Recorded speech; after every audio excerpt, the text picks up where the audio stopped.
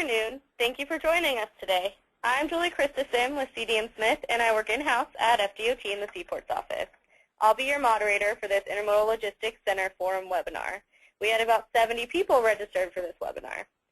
These webinar sessions are designated to provide an opportunity for the private sector and public partners to hear from Florida experts about the opportunities in this growing field. Specifically, the agenda includes the application process for the ILC program, ILC development and site selection, where ILCs will go in the future, and a question-and-answer session with prior year awardees.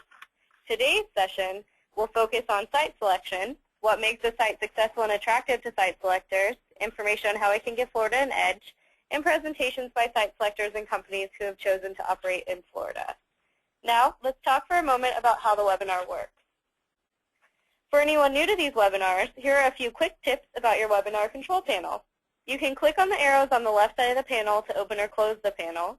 You can view the presentation in full screen mode with the bottom button on the left side. This webinar is being recorded, which means that all audience members are muted. After this, we'll tell you where you can get the recording. It's going to be at freightmovesflorida.com sometime next week.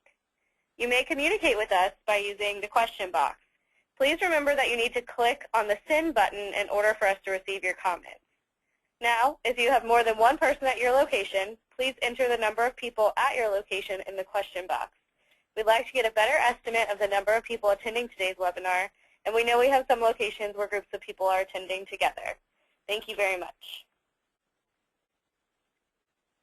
To start us off, here is an introductory message from Florida Department of Transportation Assistant Secretary Rich Biter. Hello and welcome to the third annual Intermodal Logistics Center Forum. Thank you for joining us this morning. My name is Richard Biter. I'm the Assistant Secretary for Intermodal Systems Development with the Florida Department of Transportation. The Intermodal Systems Development Offices include the Transportation Development Offices such as Policy and Systems Planning, Environmental and Transportation Statistics, and the Office of Freight, Logistics, and Passenger Operations, which houses aviation and spaceports, rail and motor carrier, seaports, and transit. The FLP office was created to act as a tool to better connect, develop, and implement a freight planning process that maximizes the use of existing facilities and integrates and coordinates the various modes of transportation, including the combined utilization of both government-owned and privately owned resources. The office coordinates between the modal offices to ensure that Florida's logistics infrastructure remains cutting edge and aware of transportation innovations. The ILCs are an important part of our logistics infrastructure, which will enable Florida to truly be a global hub for domestic and international trade. I hope you were able to join us for the previous webinars, including the one earlier today, focusing on ILC development. In that session, we focused on financing ILCs and local and state incentives. The speakers went into detail about alternative financing options available to ILCs, including the Strategic Intermodal System and State Infrastructure Bank loans. If your ILC does not qualify for the ILC grant program, there are other ways to obtain funding. Additionally, DEO and EFI discussed their incentives and programs that they have available to help them bring new business to Florida. If you missed any of the previous sessions and would like to view them, they will be posted online on freightmovesflorida.com shortly. This session, Site Selection, will focus on what makes a site successful and attractive to site selectors and how we can give Florida the edge we need. Now I'd like to turn the microphone over to your speakers. Thank you and enjoy the session. Today we're going to hear from three different presenters. The first is Dennis Donovan. Mr. Donovan is responsible for worldwide site selection services at Wadley, Donovan, Gutshaw Consulting. Dennis has been advising corporations on office and industrial facilities locations for over 39 years. At WDGC, Dennis's responsibilities include service innovation, client relationship management, coordinating worldwide consulting, directing office and industrial location projects, and participating in industry education and trade association activities. Next, you'll hear from David Albert, SIOR, Senior VP Industrial Services for CBRE. Mr. Albert has over 20 years in the industry and provides his client with the experience, professionalism, and industry knowledge to help assist them in the successful acquisition and disposition of industrial properties, land, and build-to-suit opportunities, along with tenant and landlord representation. Prior to joining CB Richard Ellis, David served as Vice President of Flagler Real Estate Services, formerly the Codina Group, for over 17 years. Finally, you'll be hearing from Ed Randolph, the Cecil Commerce Center Manager for the City of Jacksonville Office of Economic Development, or OED.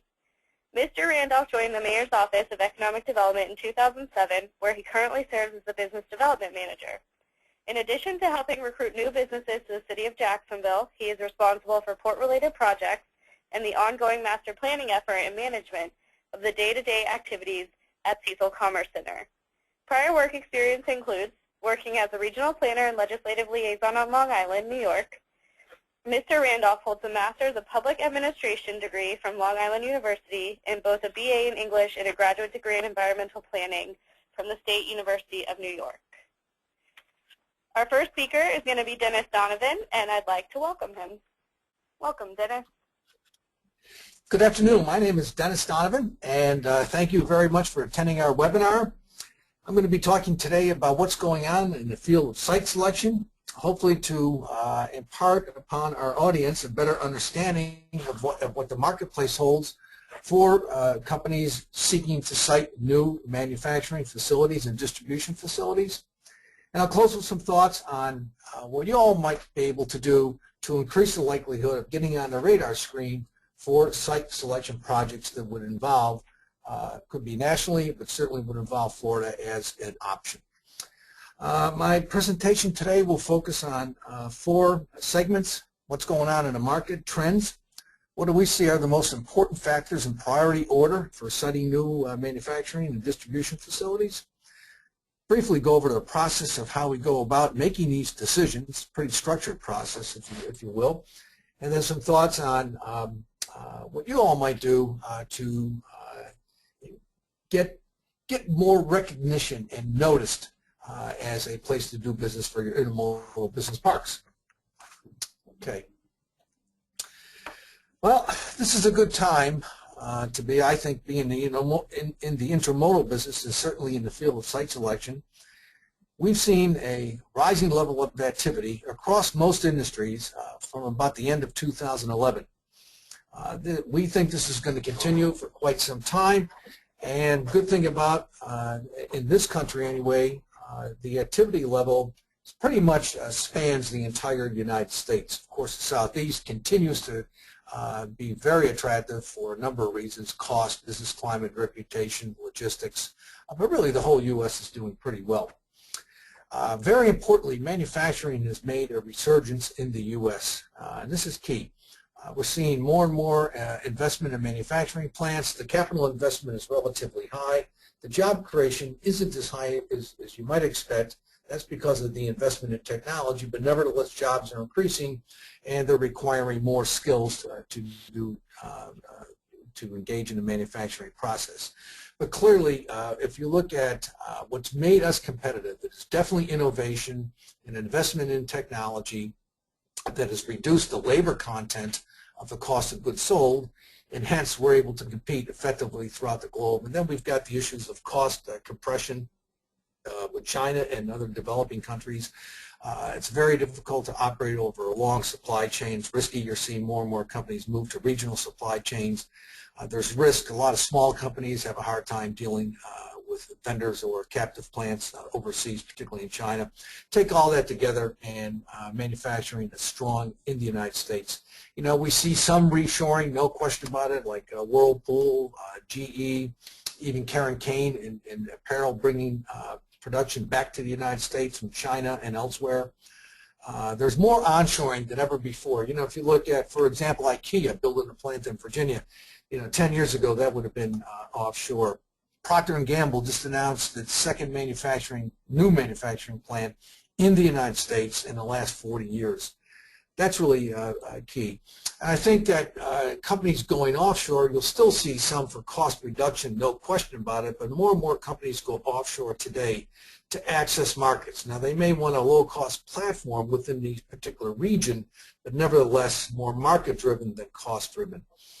Roughly 15 to 20% of manufacturing investment in this country is composed of reverse investment or foreign-owned companies, and we are seeing more and more Chinese and Indian companies investing in U.S. Like Nanshan just put a aluminum plant in Indiana. Wellspun put a piping plant in Arkansas.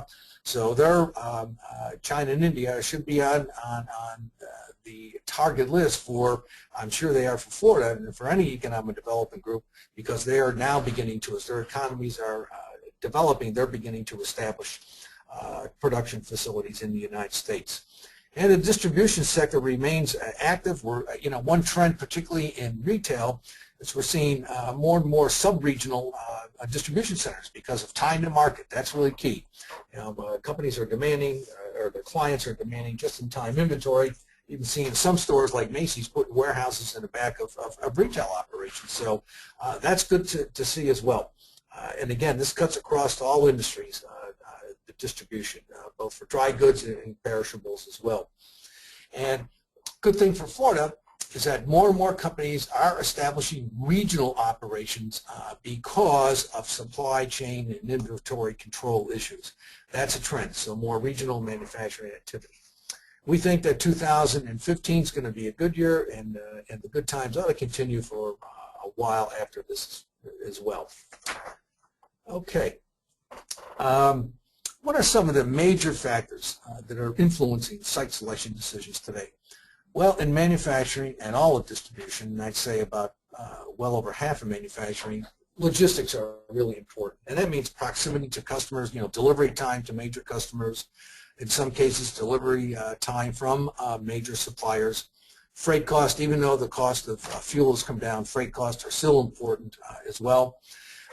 And transportation resources. So logistics really important, but logistics tends to get a company to a region, perhaps a state. If it's a DC, it may be a smaller geography than that. But once that logistics is out of the way, you still look at individual logistics factors in evaluating a site. But once the region is defined, then what are the other factors that come into play? Number one is labor market. And this is really becoming a challenge in the United States. We're seeing a shortage now. It varies from location to location, but nationally speaking, there is a shortage of skilled crafts, welders, machinists, and so forth. There's definitely a shortage of semi-skilled machine operators, particularly CNC, and that's really key. So the factors in setting a new facility, you have to look at the competitive demand for the skills that are required and the supply. And what is it going to cost to get able to recruit and retain that labor? And that is a major consideration. And one of the things I think that intermodal business parks need to do is to define what are the assets that the surrounding location brings to a company, not just your business park, and a lot of that's going to depend on labor. What labor market advantage do you all bring to the table? And of course, cost is important. And we look at labor market dynamics both now and in the future. For some companies, they don't want to be where a lot of other similar companies are because of the competition for labor, rising wages and turnover and so forth. So labor market is key. Speed is really important. Getting a new plant or DC up and running quickly is going to allow companies to generate more revenue and profitability early on in the process. So at the very least, companies are looking for ready-to-go sites. Everything is in place, even pre-permitted, ready to go. Sometimes they're called certified sites. And I'd say if you take heavy industry, steel mills out of it, or auto plant out of the mix, about 60% of companies today say to even get on a radar screen, a community must have a modern, available building. And that usually means, well laid out, open column spacing, 35-plus foot ceilings. That's about 60%. So available buildings is really important. For DCs, it's kind of hard to find these big boxes, but even about 40% of our DC clients are saying we got to be in an area where we can get into available space. electric power has become pretty important to companies, not only in cost, but also in reliability. And more companies are asking for dual service, and we see very few sites with dual service from two separate substations. That's something that does need to be addressed, and I know the issues of why a lot of sites don't have dual utility service, but maybe through creative incentives or whatever, sites can have dual service. If you got dual service, you got a leg up on the competition. Next, please. Of course, once you're down to a number of areas, again, logistics come into play, transportation resources. What you're looking for there are the obvious. On trucking, what sometimes is not reported, and you know, I don't see this on websites either for economic development agencies, and it should be.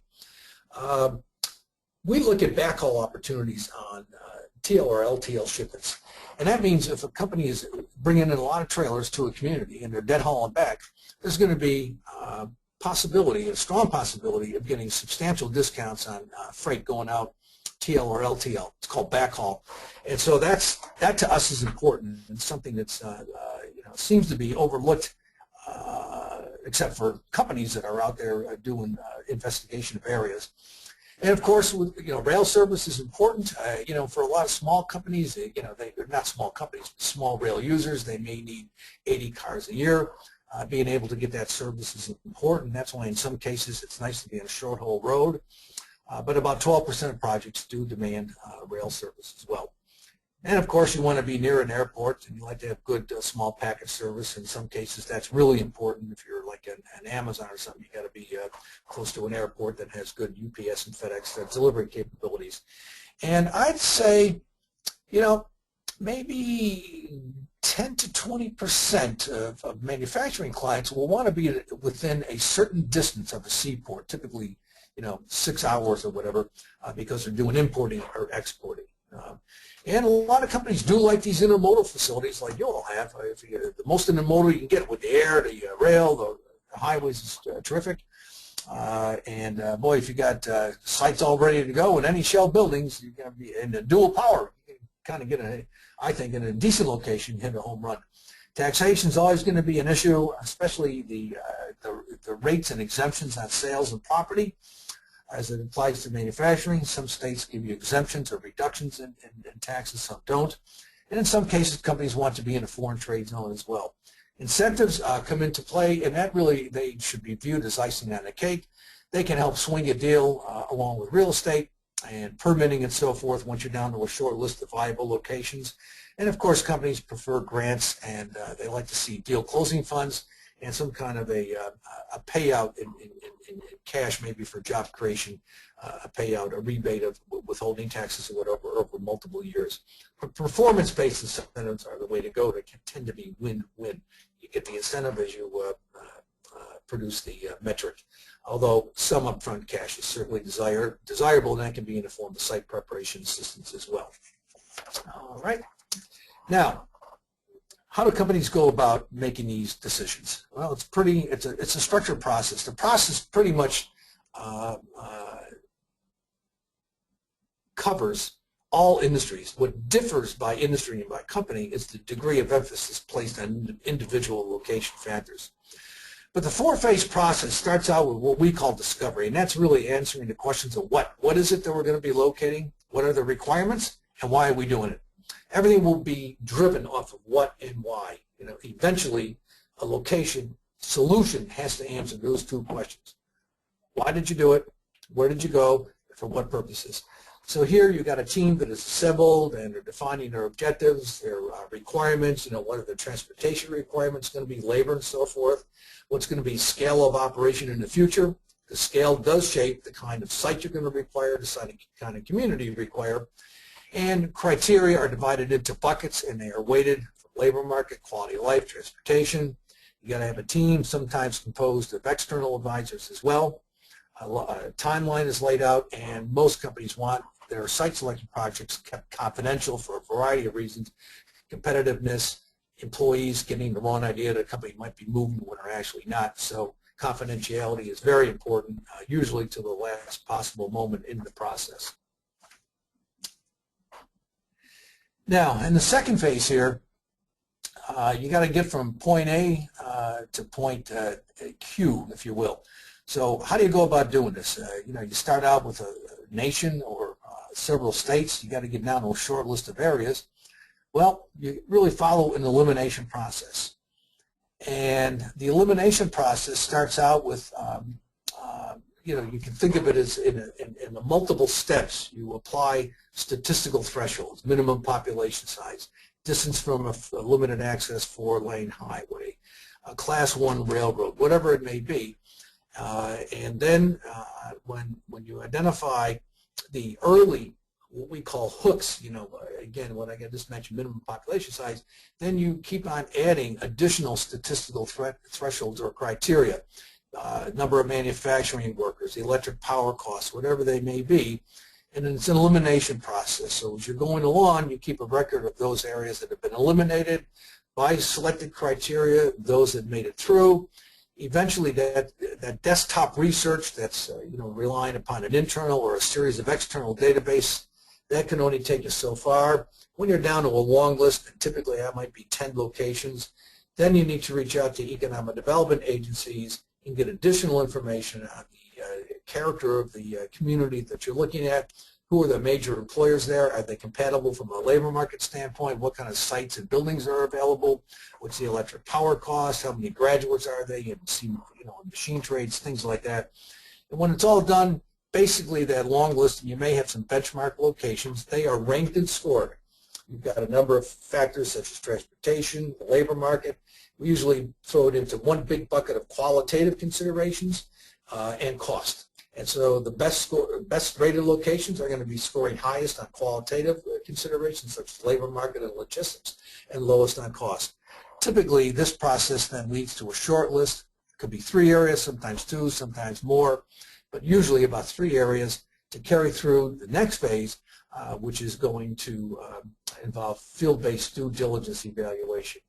Now, depending on the sophistication of the site location decision maker, they will come into contact with the economic development agency or even a business park later in the process, sometimes a little bit earlier if it's a company that doesn't have access, you know, maybe doing it themselves, a small company. They may come into contact with economic development agencies earlier in the process. A site location firm like us, we have a database, will come into contact later. So important here is that, you know, it's key to have a great website, particularly for those companies that will try to reach out earlier in the process to get information. A great website is absolutely critical to get prospects and to have them stick. Okay. Next slide, please. All right. Once we get down to a short list of locations, next step then is going in and doing a first-hand assessment of operating conditions, both current and long-term, and try to determine, based upon what's really critical for success of the new business in question, how does that match up with the locational attributes that a community has now and in the future. When we say a community, we're typically looking at a 45-minute drive of a particular site, you know, the resources, trucking terminals and so forth within a reasonable distance, labor market of a site. So the objective in this phase really is to determine what's going to work best for us long range. And while in the field, it's really important. These field visits are arranged by economic development agencies. We'd like to come into town, get a briefing on what's going on by the ED agency, get a feel for the kind of sites and buildings that are available that might meet our needs. We've already had some discussions on that and have further discussions, talk about what incentives might be in play, and basically how is the area evolving? What are the kinds of companies moving into the area? And that tells us a lot about the compatibility of the location from our client's perspective. The linchpin of doing field investigations, getting confidential interviews with manufacturing or distribution employers to find out what their operating experiences have been. You know, what's their applicant flow been on labor? What are the key, hardest skills, if any, to recruit? Have there been any unionization attempts? are they satisfied with trucking services? Are there backhaul opportunities they're taking advantage of? How reliable is the electric power? Those kind of issues are addressed. And then you also want to speak with other organizations that can shed light on doing business in the area. It could be a staffing agency, transportation officials, and so forth. We're definitely going to want to do a detailed tour. We'd like to have a nice book prepared for us. It could be, you know, I like it hard copy and virtual or e-based as well. But a nice book on the sites that we have identified that seem to meet our needs. I'd like to have a nice handbook and then a tour of those sites and someone from those sites going through the guidebook and giving us, not a sales pitch, but what's going on in this particular site and what makes it attractive for our project based upon the requirements that we had submitted to Economic Development Agency. When all that is said and done, we're going to come back. We usually use a scorecard. Again, you want to rank and score these areas and make a best judgment in terms of how they're evolving in the future. You know, the electric power, everything. How is it evolving? That's where interpretation comes in, and then make your best call on what's the top location, and you probably want to keep one for backup for final site and incentive negotiations and other due diligence such as legal and finance. And then comes the next phase, which is acquiring the site. And here you want to seal the deal, and you do final due diligence, and typically start, complete your negotiations in a couple of 2 or 3 sites in the community. Get a final incentive package, and make sure that there's nothing untoward or any red flags are going to emerge, so that when everything is said is done, typically you want to locate in the best location. But if there's a snag in the #1 location, you got an alternate that usually is going to be pretty good as well. Typically, when you find a short list of 2 or 3 areas, they'll be relatively close. So it might come down to a comfort level that the executives have of the community. It might come down to the attractiveness of a particular site. Fast-track construction and permitting. Can you beat the others by 30 to 60 days? Incentives, all that comes into play.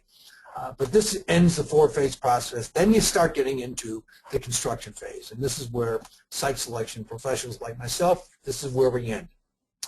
Now, in terms of timing, getting to making that locational choice, what's going to be our top choice and our best alternative, that can be anywhere from 3 to 6 months. When I started in this business 30 years ago, we were looking at 8 to 10 months. So it's really come down.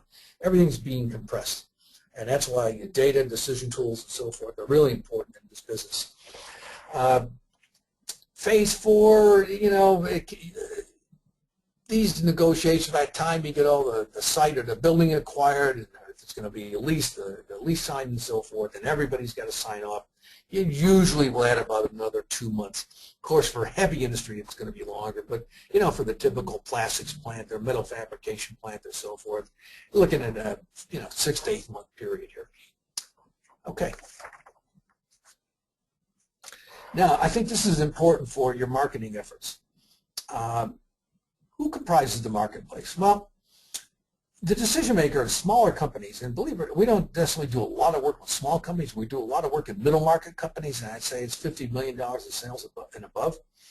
But in a small company, usually it's going to be the CEO. And I'm telling you, these people, men or women, they're doing a lot of this research at night. They're on the web, they're searching, and so having a great website is really key for these people, because when they see something that strikes their fancy, they're going to reach out to you.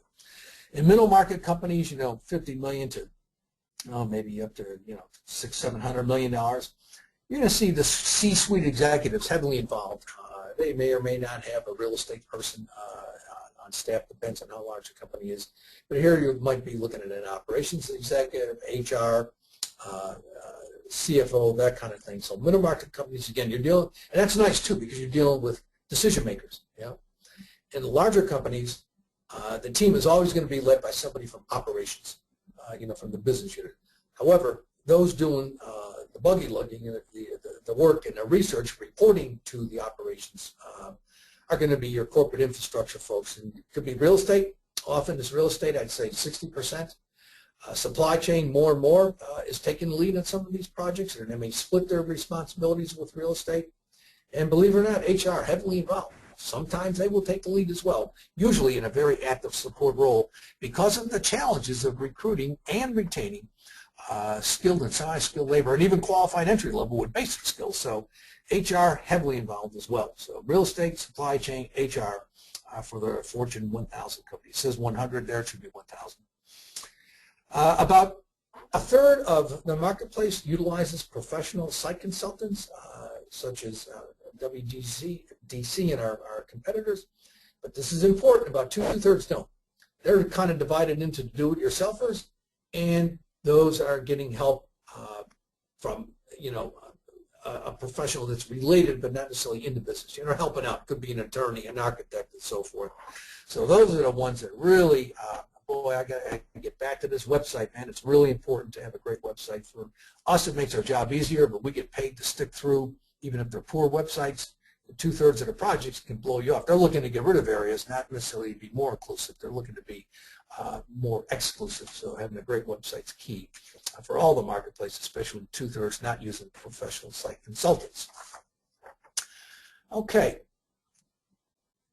Now, Intermodal Business Park, best way to get on the radar screen, as I mentioned before, it's sell the community, it's sell the location first. What makes you unique and distinctive as a location, the surrounding area. Then what makes this Intermodal Business Park unique and distinctive. You got to have something unique and distinctive, and it could be a combination of factors that you want to be able to say to the marketplace. Some of the ingredients that go into making an Intermodal Business Park attractive are, sites that are ready to go. And most intermodal parks are going to have ready-to-go sites. We like to see sites that are certified for specific industrial activities, pre-permitted, everything is in place. Because all you got to do is walk in, you're a plastics company, and you pretty much are ready to go. Attractive business environment. This is key. Quality sells. That means an attractive community, an attractive downtown. Deeds and covenants and restrictions on a site are important, even if it's a relatively heavy industry. Companies want a quality environment. They want environmentally clean sites. They want more and more green sites as well, and green practices within the business park. Flexible occupancy in terms of lease versus buy, that's important as well. I know in some cases, if you're on an airport property, for example, it's only lease, but flexibilities are key. I don't see a lot of shell buildings in intermodal parks around the country, and I think that's a shortcoming. Companies, if you got shell buildings, I think was Center Point out in Kansas City, they're always on top of that shell building game. Those are really important to have because they get interest. The shell building is really designed to generate traffic.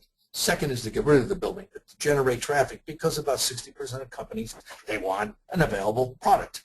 Dual power would be a tremendous advantage from two separate substations. Of course, being close to a limited access 4-lane highway is important. And I mentioned that the community, the appearance, everything needs to show well, including those who are representing the Intermodal Business Park as well. It's very important to work hand in glove with economic development agencies. When we're on site searches, we work through economic development agencies, typically at a regional or a county level. And we'll work all the way through the process. Now, we'll be dealing with individual sites as we get into that third and fourth phase, but everything still is coordinated through the Economic Development Agency. So having everything you have posted on the ED agency website and coordinating with them on marketing is really important as well. If we can go to the next slide, thank you. Best of class website, really key. If I had to give one word of advice, I would say adopt the IEDC data standards for at least the community website, and have your, and we can say what they are, but these are standards that have been designed by the International Economic Development Council. A lot of us in the site selection business and economic development business spend a considerable amount of time saying these are the data fields that ought to be in all EDO websites. And of course, having your site linked into that would give a tremendous advantage. And having good information on your individual intermodal business park, some information on the community as a whole and how you fit into that mosaic, and then a link into hopefully what is a best-in-class EDO website. Problem is there's only about 20% of them that I would consider best-in-class I can't tell you how important it is to know who the major employers are in an area, have a detailed list, what they do, how many employees and so forth. And I go on all of these websites and I either can't find them or they're incomplete or they don't give you all the information you need. So a lot of work needs to be done on that, and you can help your economic development agencies develop first-class websites. It is important to do target marketing.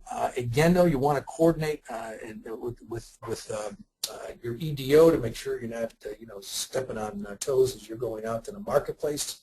I like to see, if you've got a new announcement of a project or a major expansion, or you've done completed your phase one, whatever it may be, on an intermodal property, that would be great to see. You got a new rail service, new trucking service, or whatever. Good to see in an email. And this is the trick, and that's why it's important to work with ED agencies, man. You've got to be able to reach out to decision makers. So again, remember, small companies CEO, middle market companies, you want to hit the C-suite, all right? And if you're in the site selection, we got an office in Jacksonville, for example, so it's not good enough just to send me an email. You got to send it to my staff as well, because they're doing a lot of the projects. So in large organizations, be it accounting firms, getting to know who are the site selectors within those companies so that you can reach out to them is very, very important. And getting your sites posted on the national real estate portals such as Showcase, SIOR, which is a great organization, and Fast Facility LoopNet, and of course CoStar. I think it's important to participate in national associations and at the chapter level as well for COREnet, IMC, SIOR. And it wouldn't be a bad idea if you did prospect visits with the Economic Development Agency. It could be a utility, it could be accounting, it could be all you together. And I think maybe even going to trade shows together and split the cost would be good. Public relations is always great if you can afford it. In selected social media, I like to do virtual tours of sites on YouTube, for example. LinkedIn is good, and there's a SlideShare is a pretty good tool as well. So that pretty much concludes my presentation today, and I'm available to answer any questions, and I thank you for listening to me. Thank you so much, Dennis, for all of your great tips and information. I think you've really given us and all the attendees some things to think about here. Next, we're going to hear from David Albert, SIOR, Senior VP Industrial Services for CBRE. David? Thank you so much. That was really a great presentation from Dennis.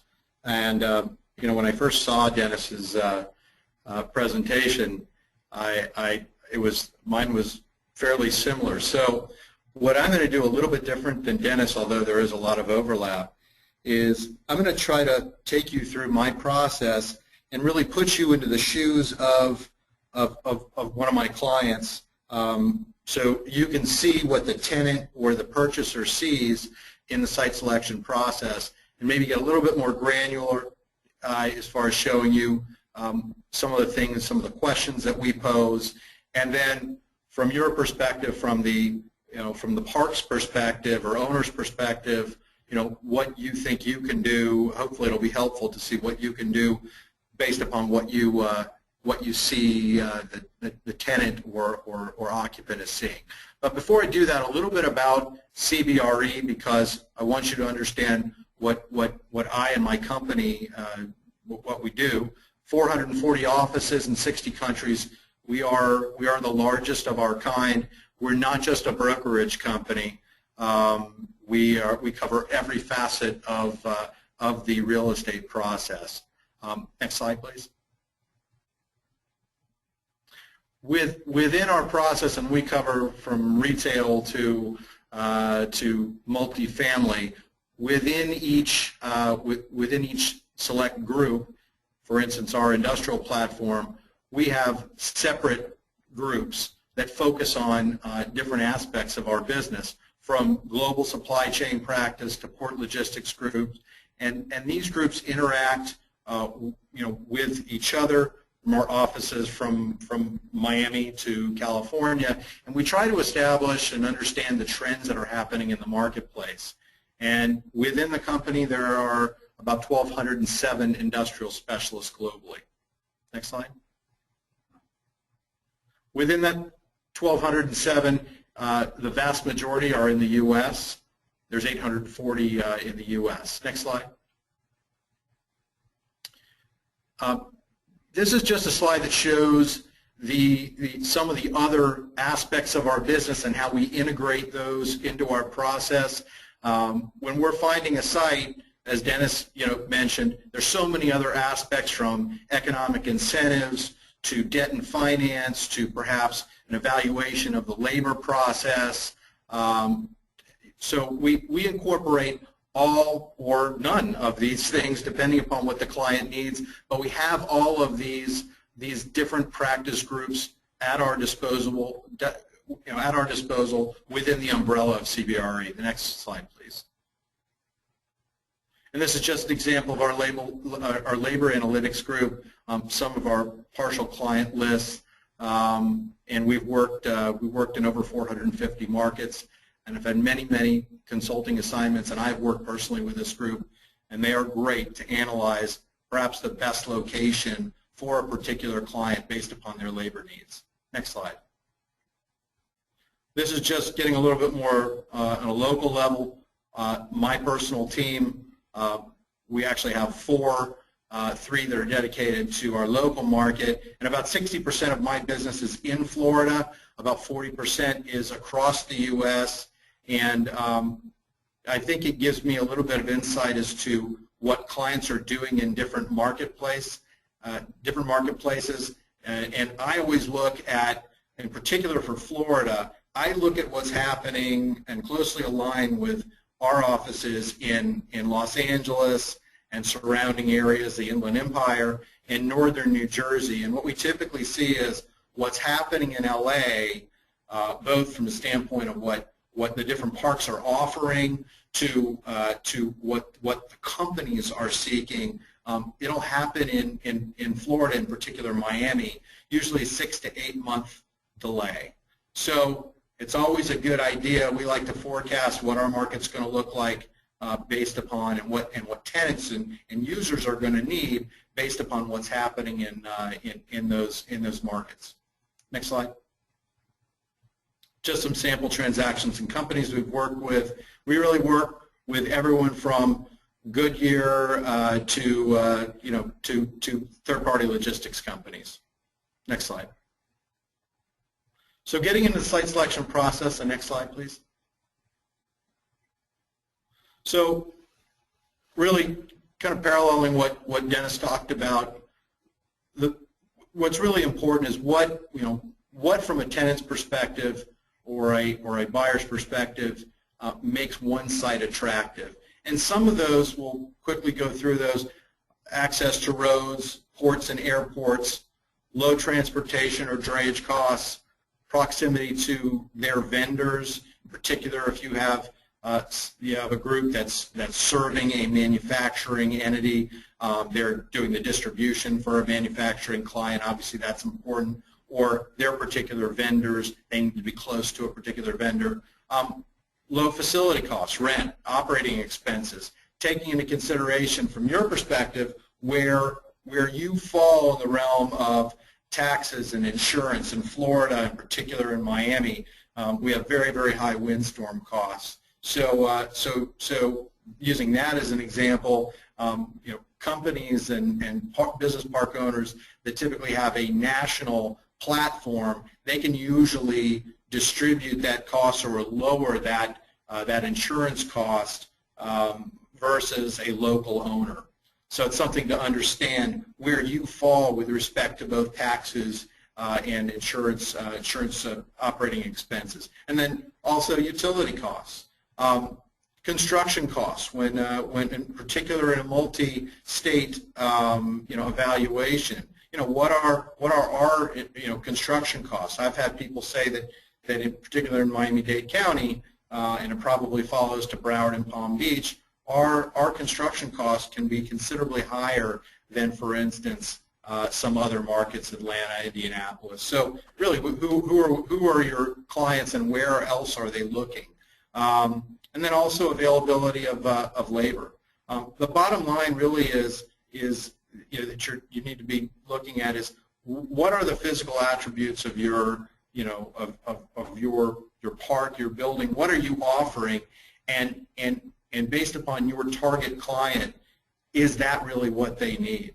And one of the other things we always look at is not only the physical attributes, how the buildings or the sites lay out, and does that mesh well with what your client base or your prospective client base will need, but also looking into the expansion capability of those sites or buildings. Next slide. Also, we get into incentives that Dennis mentioned. Are there incentives available? What are those incentives like as compared to some of the other markets? Who are you competing with?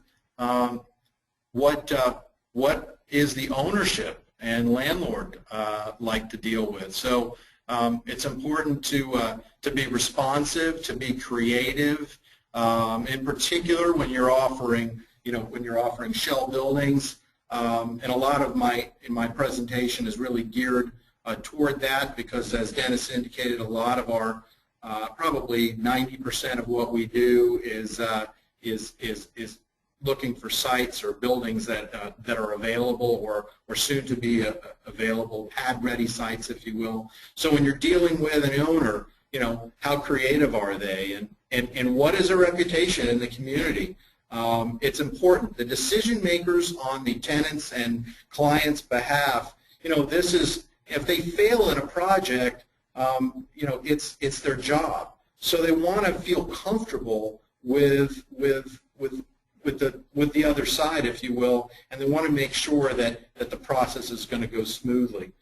What are other considerations that drive prospective clients? Well, strangely enough, it can be driven by something as silly as where a particular decision maker lives. I won't name the company. It's a Fortune 100 company we did a transaction with, and it was absolutely driven by where he lived. Kind of an interesting process, and yes, it could matter. So you really have to understand what's driving the decision. Next slide, please. So getting down to our process, locational considerations. So these are some of the questions that we ask our clients. So first off, are there any particular environmental issues that we need to consider? In Miami-Dade County, we have an area called the Wellfield Protection Area. It's an area where it's an environmentally sensitive area that you can't do certain things. So be aware certainly of your project and what limitations. So you understand what those limitations are. We certainly take that into consideration. We look at where the goods are going to be distributed, whether it's local or regional or national, how the goods are received and distributed, whether via ground or sea or air, and then special considerations like free trade zone. Does the facility need to be in close proximity to a vendor, which we mentioned before, and are these goods, how close do they need to be to either one of those clients or vendors or to a major road, airport, or port? And transportation cost is a big impact on that. So in particular in South Florida, so proximity to the airport or port is very important. Next slide. Employment considerations. Is there a particular skill set that's required? And when you're looking at your area, what are the skill sets, or what's the population base, and what is the labor cost related to that? So it's important to know who's around you, who's around your site, and have that statistical information available. What, in particular, when you're looking for maybe a relocation, which we do a lot of, how is a relocation going to impact the existing employee base? That's an important aspect. So again, from your perspective, from the owners or park owner's perspective, the question may be, again, what's driving the decision? What else are you considering? These are all important things to understand. And then employment incentives, are those important? Are they available? And then public transportation as it relates to those employees. Is your site, what what sort of public transportation is available. We see this more, seems like it's more applicable in the Northeast than it is here in Florida, but it does play a part. How we determine size? Well, what are they storing? You know, and also this impacts size and configuration of the building. How are their goods going to be stored?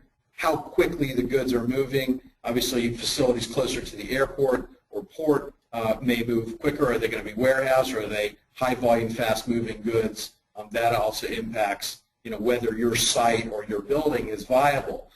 In Miami-Dade County, again, using that as an example, we find that in certain submarkets, buildings that are have too great of a depth, you know, don't work as well or don't move as fast. So if you're going to build, you know, if you're going to build a speculative building, really understand what the tenants and prospective users are doing in your marketplace.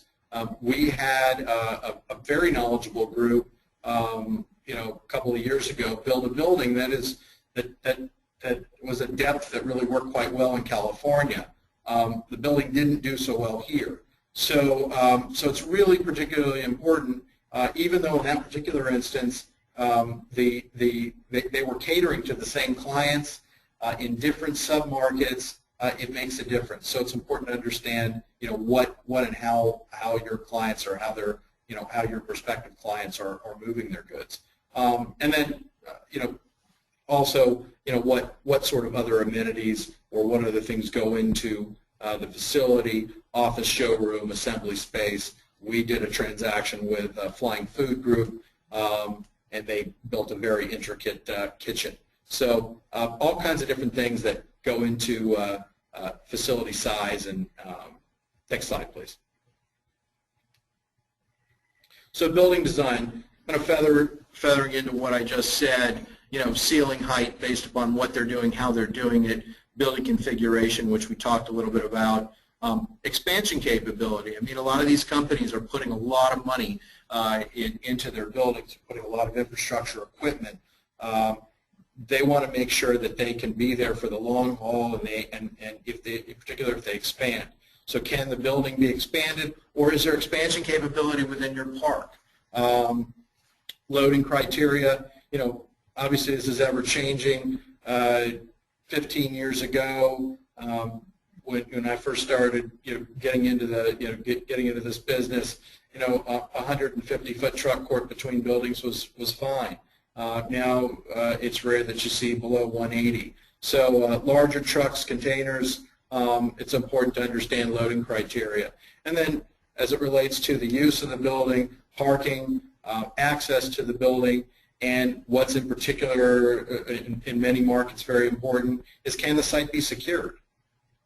So these are all things that that clients are looking at, that you should be taking into consideration as you're designing your sites, your buildings, your parks. Next slide. So once we assemble this information, we also have to consider timing considerations. If you're working with a 3PL, we have situations where their timing is very, very fast. If you have a typical branch operation, we work with a number of freight forwarding companies.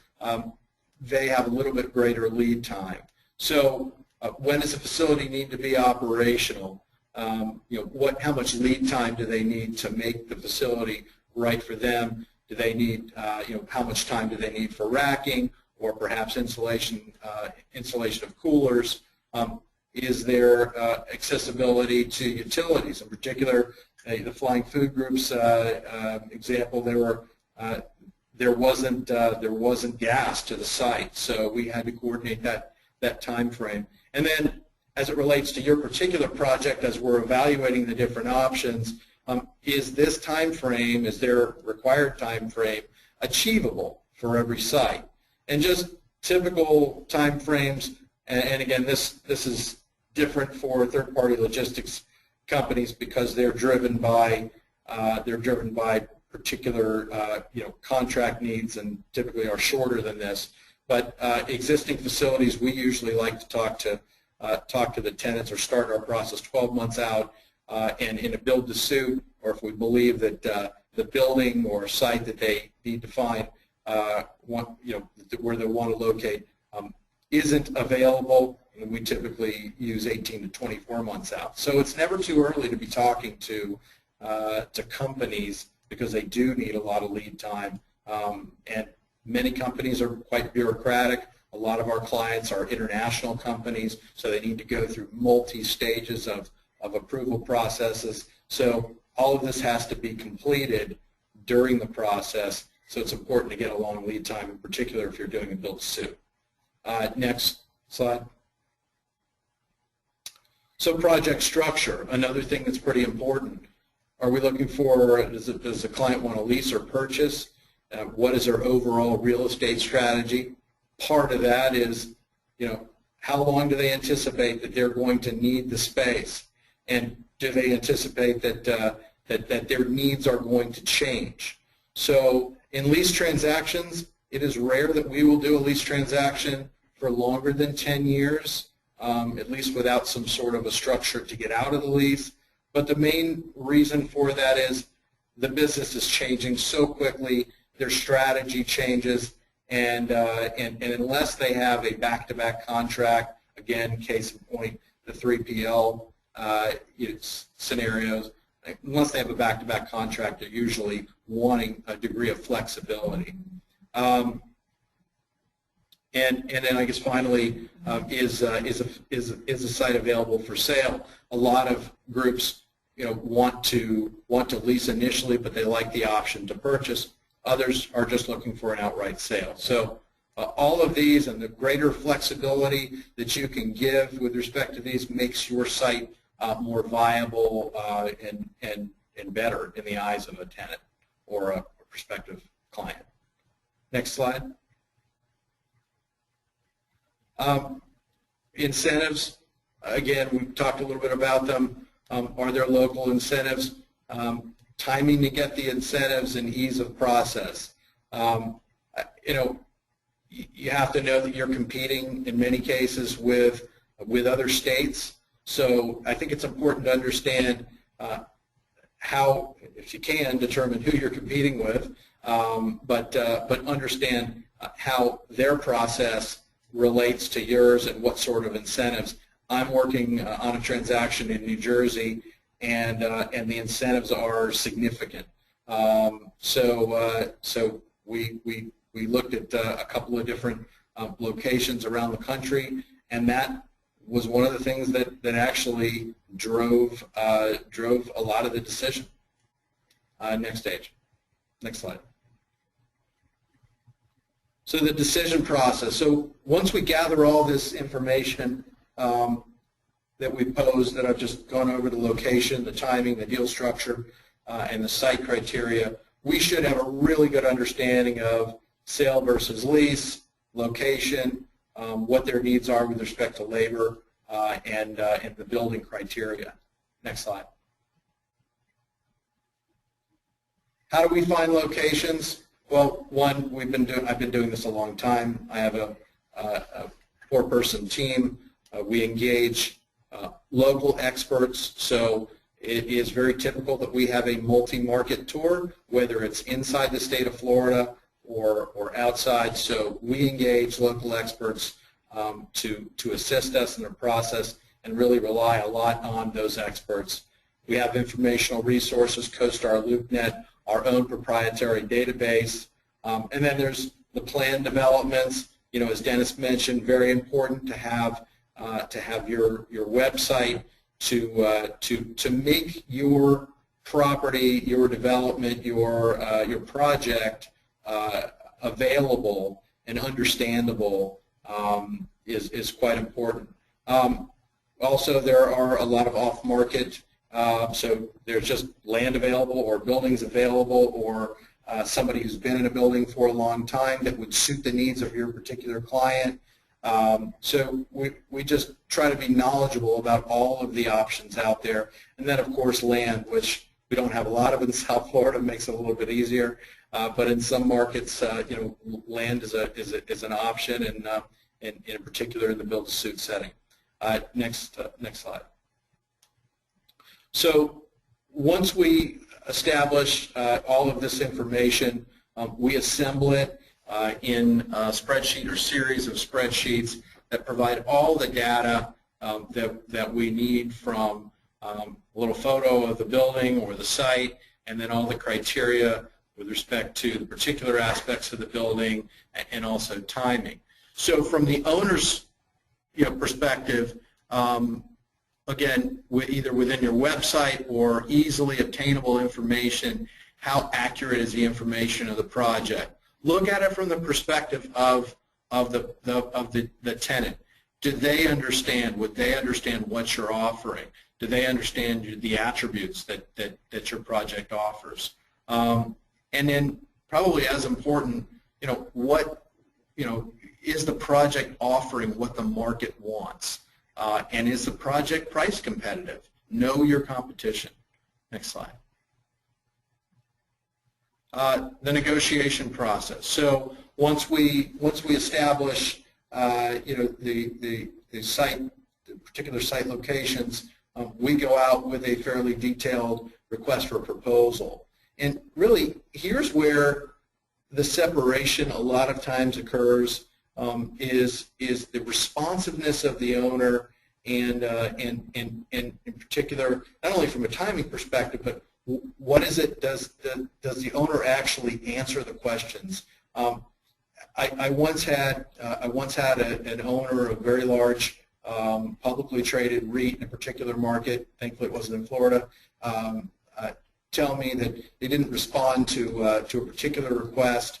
And when I asked them about it, they said, well, you should be able to figure that out. And my thought is, and as I explained it to them, I'm going to take my analysis, which you'll see, in a later slide, and I'm going to compare you against everybody else. I'm not going to make unnecessary assumptions, or I'll say it's an assumption. I'm going to also indicate to the client that you declined to respond. Clients want all their questions answered. We establish these requests for proposal with the client, and so when somebody's not responsive, it doesn't bode well for site selection. Next slide. The planning process. I can't, and again, this is really focusing as much on existing buildings.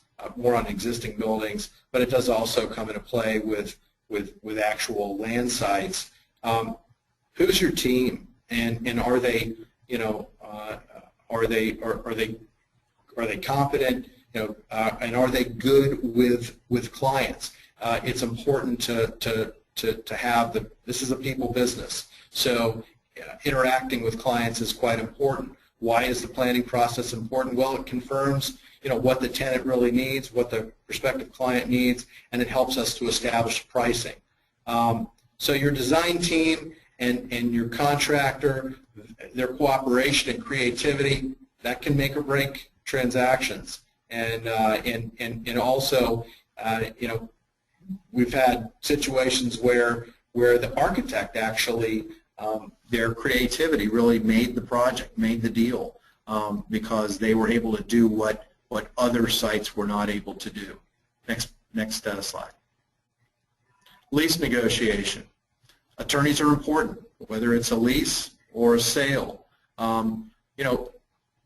Obviously, time will tell, and experience, and most projects hire good lawyers, but occasionally we get lawyers that really want to over-lawyer. It's important. It's a fine line. So, is your lawyer a deal maker, or is he a problem finder? Is he responsive? And I say he, she. Are they responsive? And then are they creative? And I say that I've had a lot of experience with attorneys that aren't experienced real estate attorneys that are litigators. Don't hire a litigator to do your real estate. It's really it's not going to help you make the deal. Owner considerations with respect to financial analysis. We do a detailed financial analysis of all the options. We break down how the lease structure, how the leases or the sale is structured. We try to take all costs into consideration, and give the client a bottom line. So how are the leases structured? Understanding in particular with leases and buildings, what is the motivating factor? It's important to understand to tenants how, from tenants, how they are motivated, how they treat free rent, how they treat concessions. Sometimes tenants want to build out their own space. So it's important to understand what motivates them. And you can ask these questions, and hopefully they will give you the answers, and it may help you make the transaction. Next. So the final, some final decisions. Now you've got all your options in front of you. You've looked at your analysis. Now you're in particular in a build-to-suit scenario where you really have to trust and rely on the owner.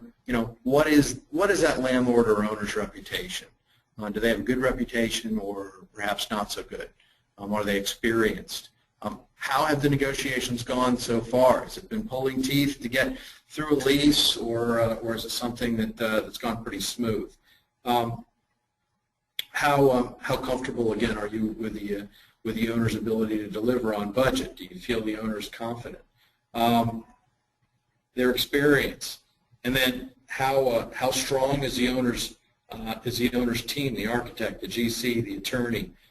You're probably going to have to deal with things during the course of the transaction. You're going to have to deal with these people, the architects, on an ongoing basis. So how is it to work with them? And then is there a weak link? And if there is, you assess it and compare it, with others. Next slide. Well, hopefully I've been able to give you a little bit of background. Thank you so much. Great. Thank you so much, David. And just a reminder, please go ahead, and if you all have any questions in the audience, go ahead and type them into the question box. We'll address all questions at the end of the last presentation, which is this next one, which is Ed Randolph, the Cecil Commerce Center Manager for the City of Jacksonville, Office of Economic Development. Ed, are you ready? Yes. Okay, great. We can hear you. Well, great. Thank you for, I appreciate the invite, and it's a pleasure joining both Dennis and David in this presentation. And I guess my participation is really, it's not necessarily a Jacksonville commercial. It's more of just to give a kind of the view of this overall industry and site selection issues from a local EDO perspective. So what I'd like to do at first is just kind of give an overview of Jacksonville and kind of the market that I've served now for almost 10 years, and then also give more specific examples about some large industrial ILC type projects that we've dealt with here in the city of Jacksonville. So with that, City of Jacksonville is the largest city by land mass in the continental U.S.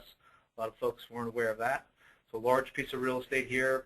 One thing that benefits us, especially when it comes to doing economic development deals, is our consolidated government.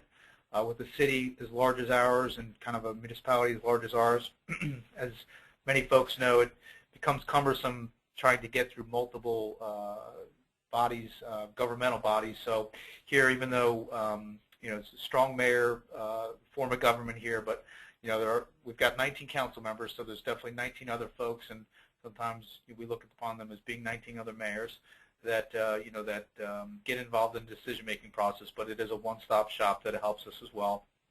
And then I can't stress enough, and I will stress throughout my presentation, that partnership is key to getting any deal done.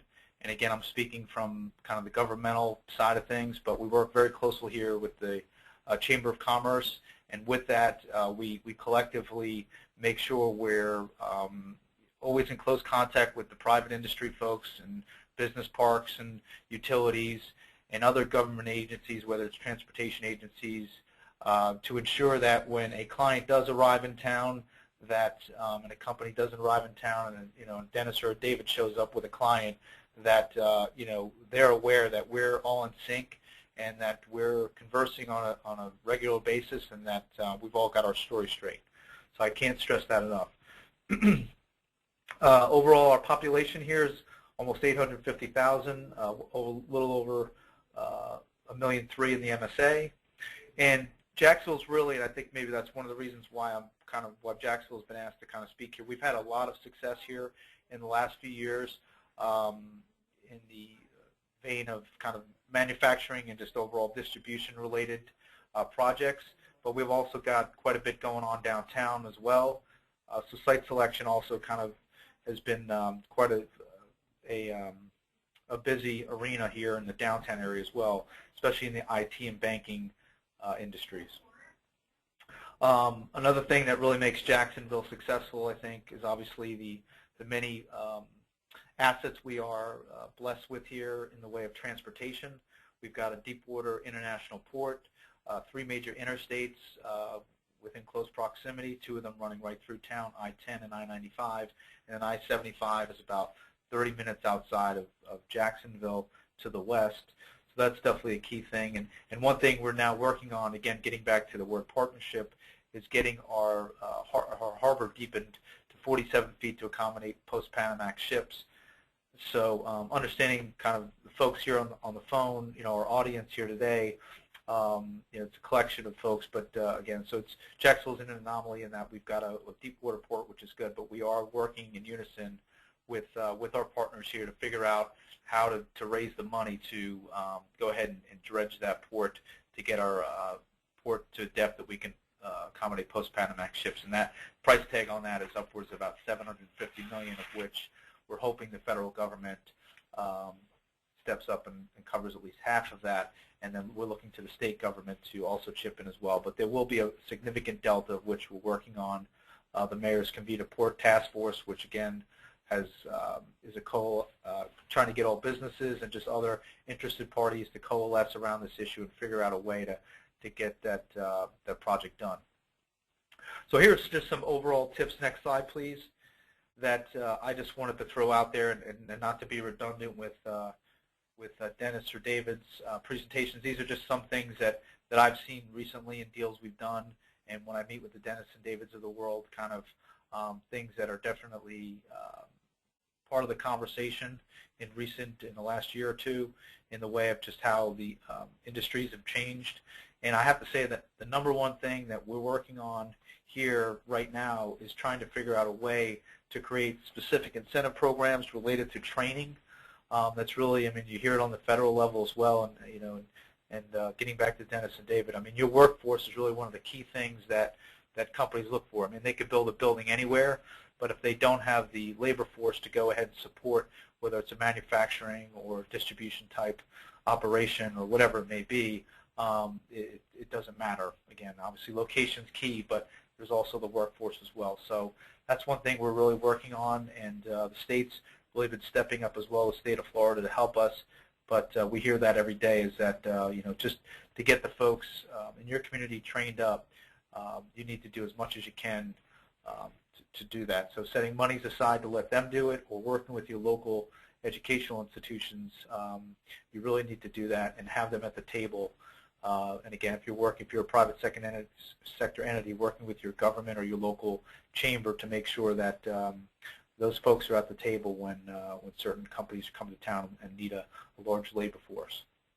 And then there's also, obviously, again, relationships with your brokers and other private sector entities. If you are a government EDO or a chamber, that is key. Again, just having the team ready, and then just whatever entity you are, just having an up-to-date database of actual available properties if they're not your own.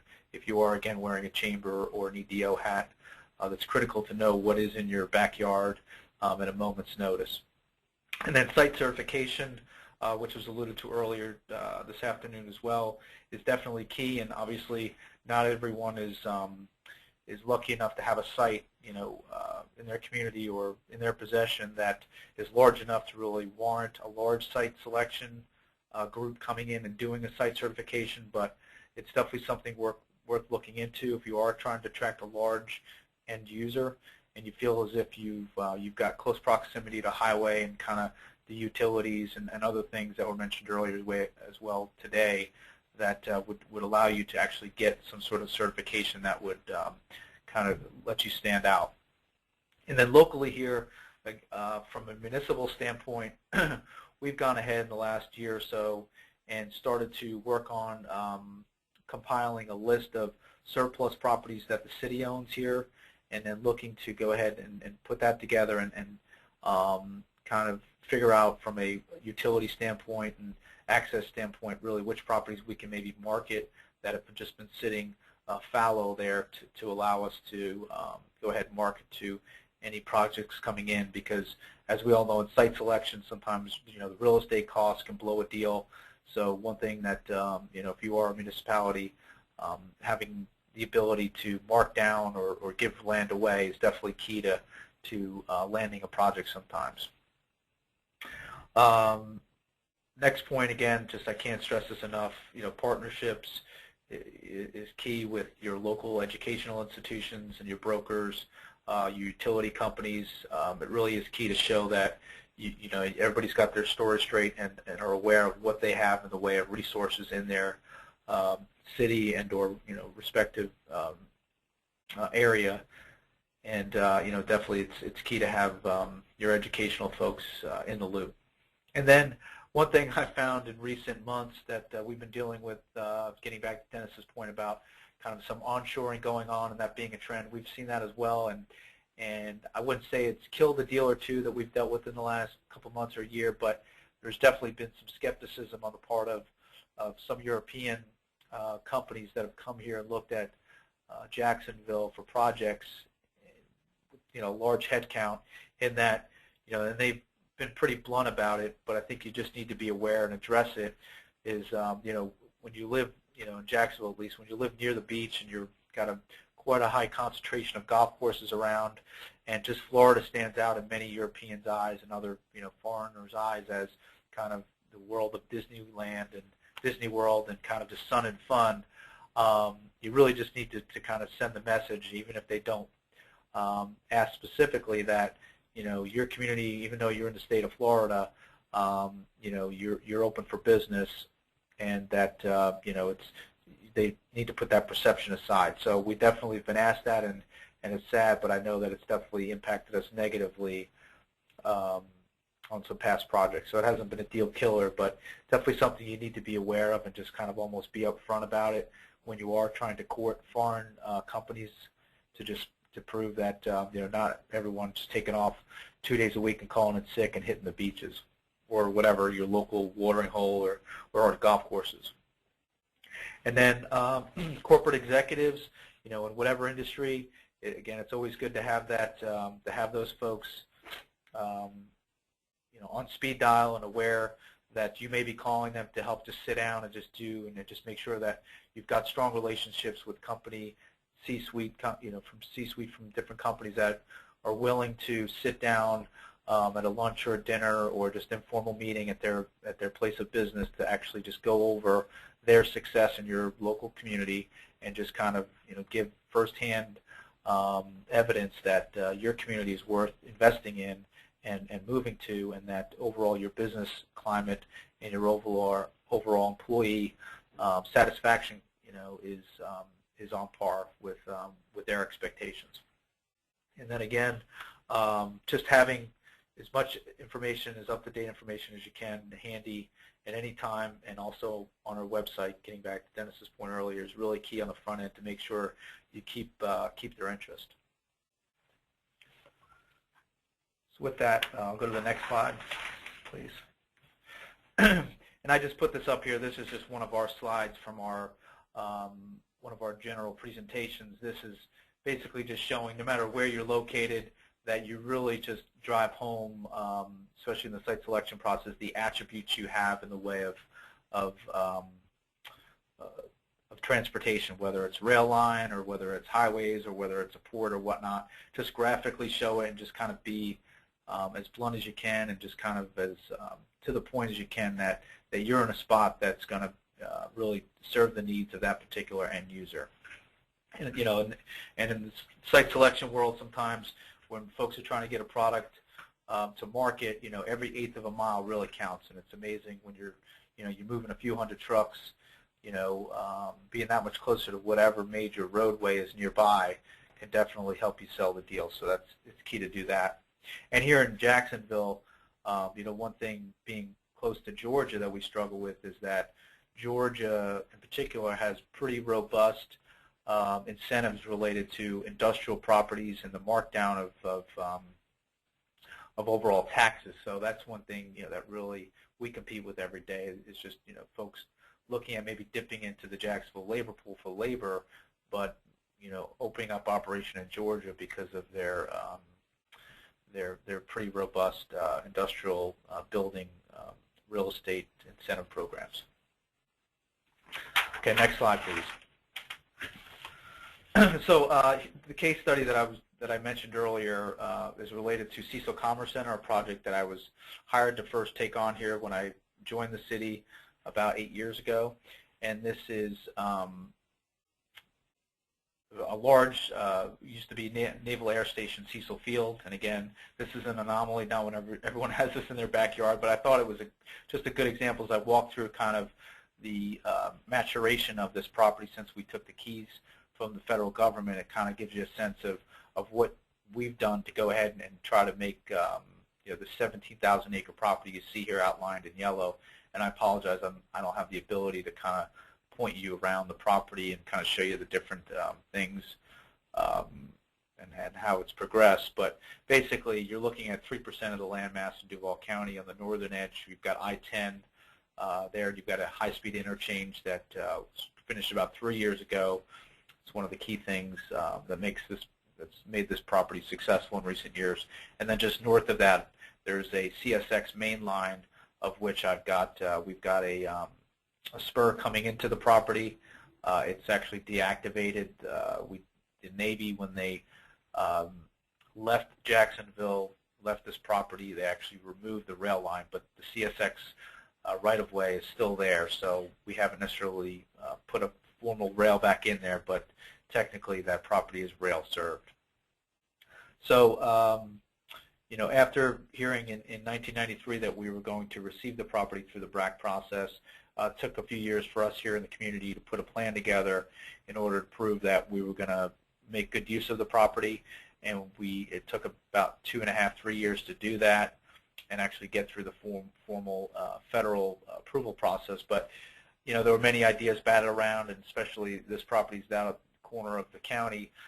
Everything from a jail to a garbage landfill came up, but at the end of the day, we settled on making sure that we recouped at least the 4,000 jobs that were lost due to the Navy leaving, and so we decided to really zone it and create a development plan related to basically an industrial park. A portion of the park out there is dedicated to park facilities, of which we've got a state-of-the-art equestrian center, and we've blocked off another 2,000 acres on top of the 2,000 acres at first to go ahead and set those aside for wetland impacts that we've contributed to in the way of infrastructure needs to date. But our airport authority partners down there on the south, where you'll see the runways there, that's the third longest runway in the state of Florida, down the southeastern quadrant, and that's actually overseen by the Jacksonville Aviation Authority. So 1/3 of the property is managed by them, and my office here, we oversee about 4,000 acres in the central portion of this property now that we're developing out as a partnership with a private sector entity called Hillwood Development. Next slide, please. Here's just a rundown of what we invested in the property to date. We put in about $180 million, and again, partnerships are key here. Our local utility company, JEA, has put in about $60 million, and one of the drawbacks we have here in Jacksonville is that JEA used to be Jacksonville Electrical Authority, now it's short for JEA, in that they offer both water and sewer service as well, is that they're the only municipal electricity provider that we can use here within the confines of the county. So we can't use FPL and some of these other companies that probably offer lower rates. So we're definitely at a disadvantage in that our rates are a little higher than other municipalities. But it being a formal Navy base, we were able on the front end to get quite a bit of state and federal funding through the EDA and the FDOT for a lot of the rehab and a lot of the infrastructure to open up the northern portion of the property. So today, our office, we oversee about 700,000 square feet of office buildings circa 1950-60 that are 80% filled. And from the beginning, we decided that it was key to make sure that this didn't look like a government-owned development park. So we've invested since the day one in having a private company out there doing landscaping and other building maintenance needs, which definitely has helped. We've also partnered with the Florida Division of Forestry to raise money through just timber harvesting and other things out there. But the best thing that's happened so far out there is we've, especially in the last few years, have ramped up and have now employed over 4,000 people out there. Our goal, which actually wasn't, we were looking at probably a few more years from now, set of obtaining. So we're happy to see that. So we've had great success both with the airport authorities, overall infrastructure, as well as our partnership in recent years with our private sector partner Hillwood. We're on the map now, and you'll see some of our clients that we have out there: Boeing, Lockheed Martin, Northrop Grumman, and we've recently added on our side here SAFT, which is a lithium-ion battery manufacturer. They put a $200 million facility in. GE, FedEx, and Bridgestone have all been added in the last few years because of the investments we've made overall since we've owned the property. Next slide, please. So just to give a quick overview of the deal that we're currently in, the contract we're currently in with our private sector partner. We realized back in 2006, 2007 that paying over $1 million a year to maintain the property was not necessarily something we could do forever, and that government's not good at developing land. So unfortunately, as we were putting the RFP together, the economy started to dip, but we still decided to forge ahead, and we did put the RFP out and just try to look for someone to help us in the industrial world, someone that was well suited to do such a job, to come in and just help us basically get spec buildings up. I mean, as Dennis mentioned earlier, and David, I mean, it's key to have product on the ground, and in the municipal world, you just can't. Speculative buildings are not something that you can get much. Folks here in Citizens aren't too enthusiastic about putting up spec building and spending government and taxpayer money on doing that. So we've gone ahead and did that. It took us almost 2 years from cradle to grave to getting the RFP out, and we were lucky to get Hillwood Development, which owns 2 other similar parks, of which we're envisioning here in Jacksonville. One is called Alliance, Texas, which is one of the larger industrial development parks in the country, and includes an airport as well. So we were very happy to see that they bid on the project, and today we're in a 25-year deal with them, of which every year they need to meet a certain benchmark. Either they need to be preparing land or building a spec building. But we still have the ability to do economic development deals, getting back to my point about leverage you can have as a municipality if you own land to make deals. We have that balance out there. Of course, we're not competing with Hillwood in that any deals that we do have to meet certain thresholds in the way of capital investment, job creation, as well as the actual end user looking at other municipalities outside of Jacksonville in the state of Florida. But we thought we're in a pretty good situation here in that we'll concurrently be able to sell and market the property as a city, but also have Hillwood developing out the park every year with some sort of infrastructure, and then also picking up the tab for the roughly $45 million in public infrastructure needed to connect the entire property together. On the front end, there were a couple things that we had to really haggle with, and one was kind of putting the Alliance Florida moniker on our property here, in that they've got Alliance California out the old San Bernardino. That was an Air Force property. It was an old BRAC property as well, and then their signature property in Dallas, again, Alliance, Texas, and I'll show you some slides on that in a moment. And then here in Florida, kind of bookend the nation with their Alliance Florida brand. So there was a little hesitancy there to do that, to basically get that in place, and went all the way up to Ross Perot Jr. Kind of his decision. It's a Perot family business, but we were glad to get that, and I think that's definitely helped us succeed here in the last 4 or 5 years since they've been on board. So they've established a marketing office out there, and the last 5 years since they've been on board, we've added, you'll see the projects there mentioned, and I just mentioned them, quite a few international companies with quite a substantial capital investment, respectively, as well as overall job count. So prior to their arrival, we did one deal within 8 years, getting back to my comment about government not being the best at doing real estate deals. So the model we really looked at, next slide please, was their Alliance, Texas property, and that's kind of what we're emulating here with our Cecil property. And you can see the numbers there, quite a bit of tax revenue, quite a bit of economic impact. Next slide please. And you'll see here on the next slide, just this aerial, that's just one section of their park in Alliance, Texas. Quite a few household names.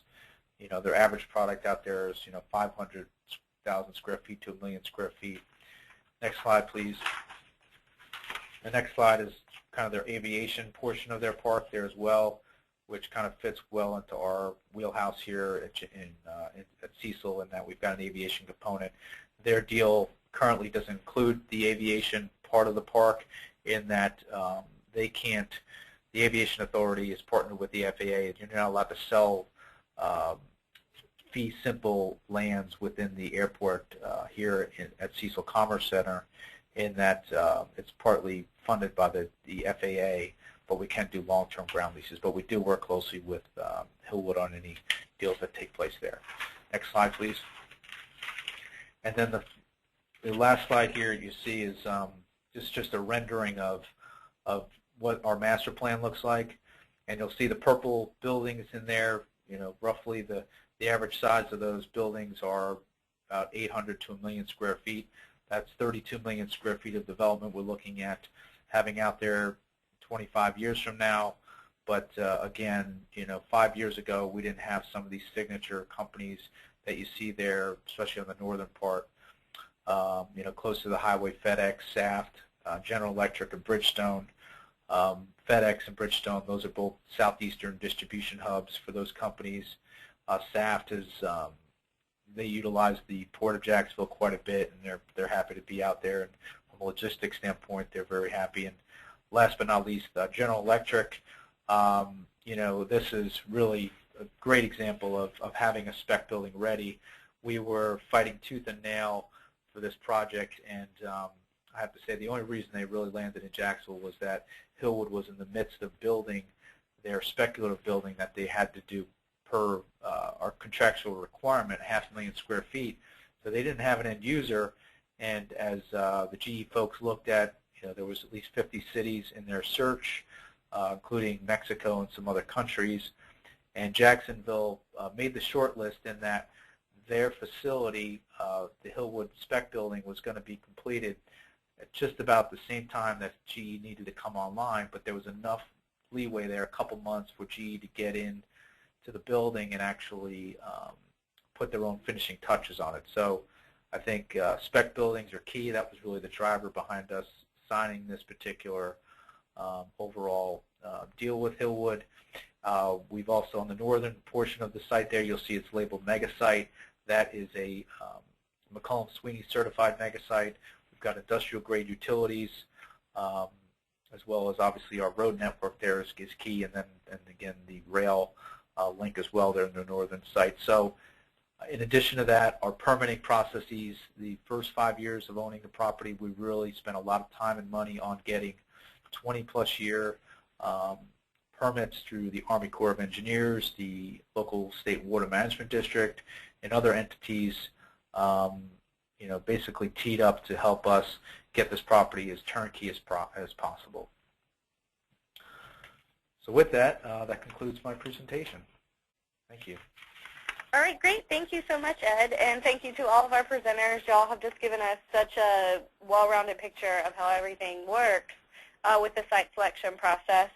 We do have a couple questions, and just a reminder, if y'all do have questions, please type them into the answer box or the question box, and we will answer them if we have time. The first question is for Dennis, but if any of the other speakers would like to chime in, you've all been unmuted.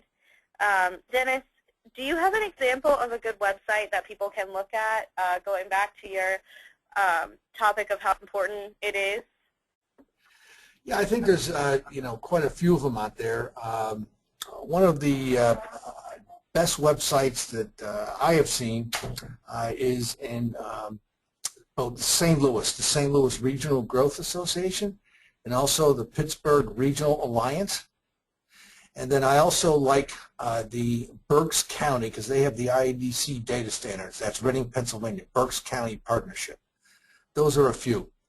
And on a statewide level, I like the state of Kentucky, because I can get county profiles with major employers. Great, thank you. Does anyone else have any examples? All right, well, we can go on to our second question. This one is for David, or anyone who would like to follow up. David, can you tell us why companies might select Florida, and are there any reasons that you see often that would make companies rule out Florida? Good question. I think a lot of companies select Florida just because we're a rapidly growing population, in particular in South Florida. Distribution to Latin America and the Caribbean is a primary reason why companies search for facilities here. Companies, I guess probably the biggest negative in some cases, in particular in certain industries that require some higher level of education, that we don't have the education base and requisite employee skills that perhaps California and some other places, Silicon Valley. So that's probably the biggest negative. But for the most part, growing population, our very active port and airport, and the growth and the investment in infrastructure, in particular in Miami-Dade counties, the Port of Miami. So that's the biggest driver. And that's a great answer. Ed, this question came in for you. They said, when should I reach out to my local economic development council? Do you have any insight on that? Well, I would stay in constant contact with them.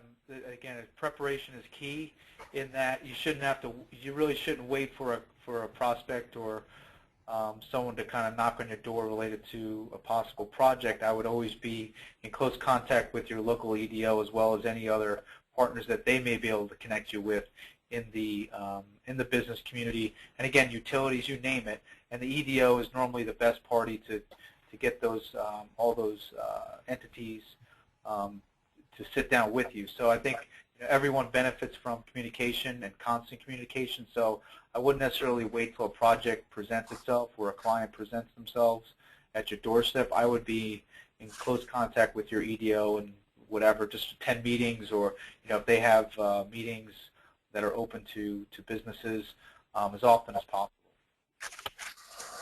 Okay, great. Thank you. This question came in for David and Dennis. What makes an ILC stand out?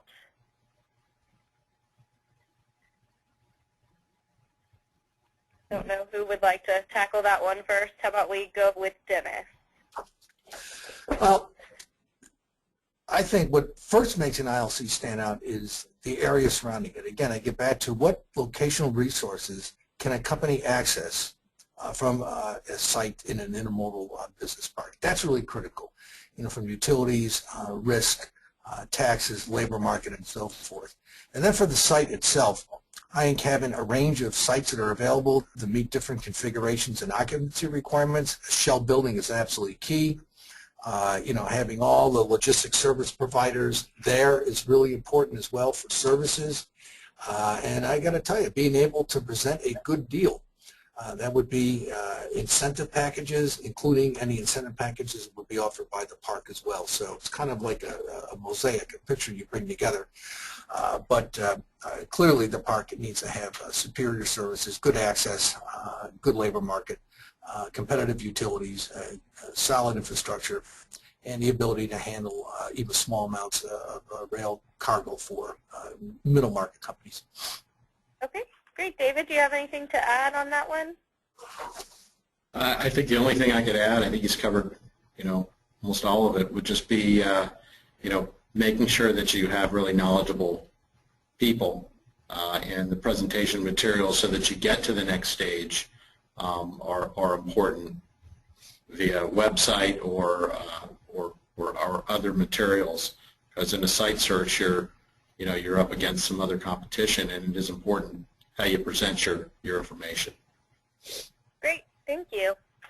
The next question that we got is also for the two of you. They asked if you could give an example of a Florida site that you have placed, where you have placed a company.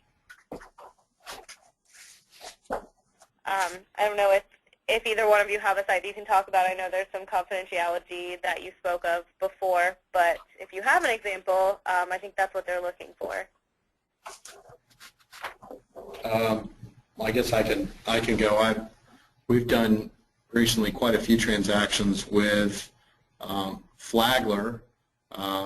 They're in particular their logistics park, which is adjacent to the Miami International Airport, and they have a great website. They have not only existing shell buildings, but ability to both within that particular park. They have container storage. They are next to Intermodal, the Intermodal Center, which Flagler is part of FEC Rail, so they have a direct link to the port. And then they have several other parks that can service different aspects of or different types of the client's operations. So we did 2 transactions, one with Goodyear, one with Flying Food Group. We've done multiple others in Flagler Logistics Park, and if you go on, that's probably a good website to look at, because they really cover all the bases and give you a very thorough understanding of what they offer, and they're very, very good at implementing. They're good from start to finish, lease negotiation through construction. So they were good, they're reliable, they're cost effective, and they present their materials well. Okay, great, thank you. That's a great example. We have a question that also just came in. We only have a couple more questions. This person says, what should an ILC have in place before they begin the marketing process? And this is addressed to anyone who would like to answer, Ed, David, or Dennis. Does anybody have any thoughts on that one, or should I just? Well, I guess just to put a punctuation point really on my presentation, I don't know if but I mean, the reason that I think we've got a strong partnership with quite a astute development company here at Cecil in Hillwood is that we just, really went ahead and, again, on the front end did a lot of the permitting, so as much permitting as you can do in the way of getting your site as ready as possible from a wetland impact standpoint, especially if you're here in the state of Florida, knowing you're getting your geotech stuff, getting all the things that have a long lead time in the way of permits, state and federal, at least get some conceptual permits in place is really key.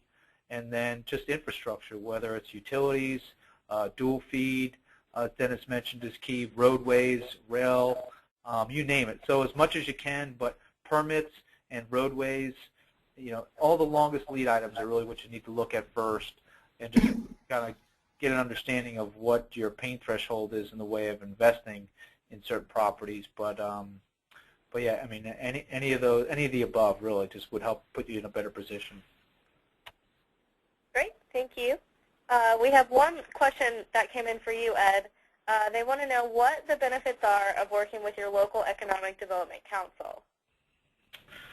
Well, I think it's they've got they've got a broad reach to all the parties that I mentioned that are key to making a deal happen, and that is they've got a relationship with local utilities, local government entities, businesses. So they're really a one-stop shop, and you really need to, folks really need to understand how important they are in the overall puzzle to landing clients. Again, it's, you know, bringing any company to town is going to benefit everyone. So, you know, folks are out there kind of on their own. You know, there's entities that are just trying to sell their land or their, you know, buildings or their overall parks kind of in a bubble.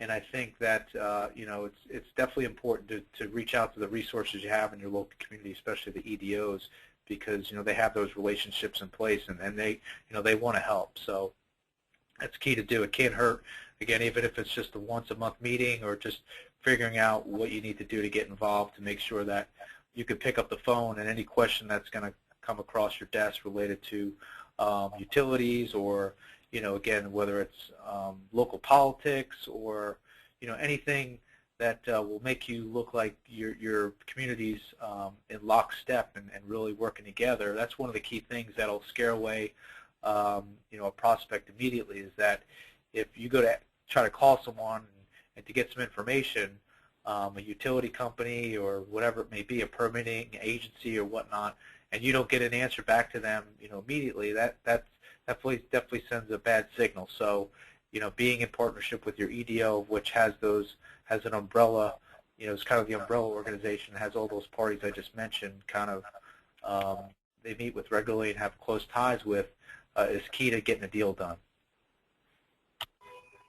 Okay, thank you so much for that. I think that really answered their question there.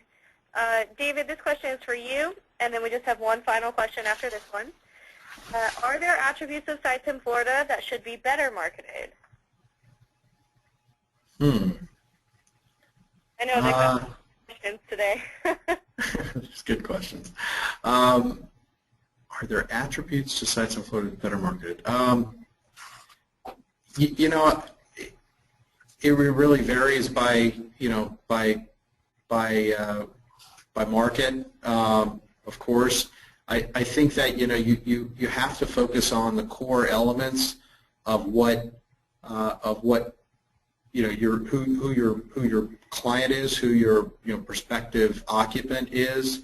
So clearly understanding, you know, distance to, you know, to the different transportation modes, rail, distance to ports, information on the ports, information on, you know, who's doing business here and near their particular project, and I think approaching it from the standpoint of putting yourself in the shoes of the tenant or group that's seeking a site. You know, who are you really marketing to, and what conceivably would they want to know, and then utilizing the resources, you know, of you know, invite you know, the groups in your particular marketplace out that do what, you know, what Dennis and I, you know, do, and others like us, and get their perspective, and I think the answers to those questions. Okay, great. And I think that if people have further questions on that, they can reach out to you or Dennis. So our final question today is addressed to anyone. They didn't specify. They want to know if there's a limit to the number of ILCs that can be effective in an area, I guess any area. Does anybody want to take a stab at that one? Dennis, how about you? You know, that's a hard question to answer. I think it really is what the market, that's really a market-driven situation based upon, you know, what has the market been bringing, what are the pent-up demands.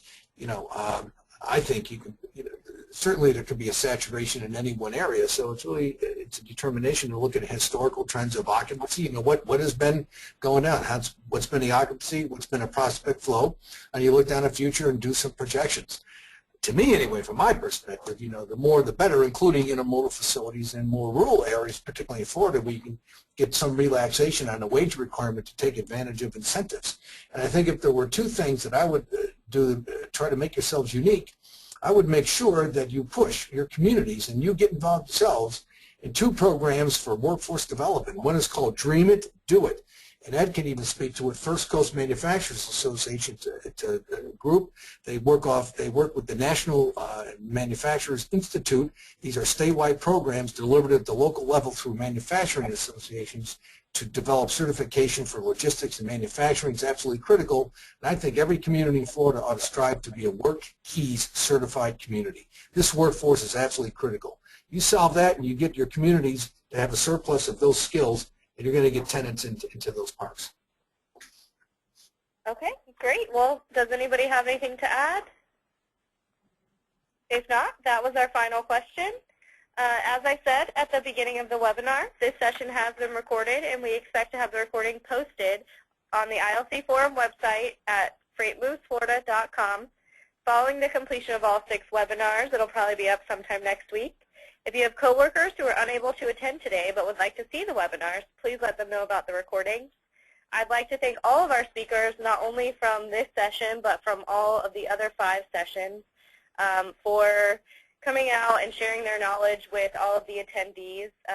We think that this webinar series was very successful. Finally, all attendees who registered will receive a very brief survey through email, and we hope you'll take a minute to give us your feedback. So thank you so much for joining us today. Thank you, Dennis. Thank you, David. And thank you, Ed. Thank you. Our pleasure.